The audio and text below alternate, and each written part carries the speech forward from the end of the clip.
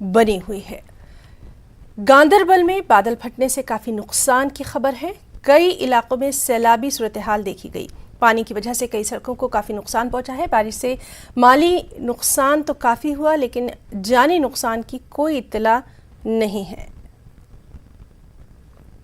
तो गांदरबल से ये तस्वीरें हैं जहां बादल फटने से काफ़ी नुकसान पहुंचा है। कई इलाकों में सैलाबी सूरत हाल पैदा हो गई है। पानी की वजह से कई सड़कों का जो राब्ता है वो अहम शाहराहों से मुनक़ते होकर रह गया है और अभी तक की जो खबरें हैं उनके मुताबिक माली नुकसान हुआ है, जानी नुकसान की फ़िलहाल कोई इत्तला नहीं है। तो जिस तरह से हम देख रहे हैं कि कश्मीर के मुख्तलिफ इलाकों में भारी बारिश की वजह से नुकसान पहुंच रहा है, जो सूरत हाल है उससे लगातार हम आपको वाकिफ़ करवा रहे हैं।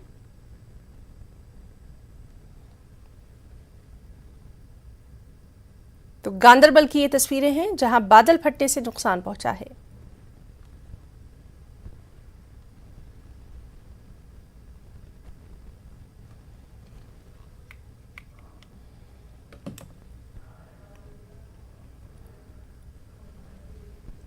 उत्तर प्रदेश में कुदरत का कहर देखने को मिला।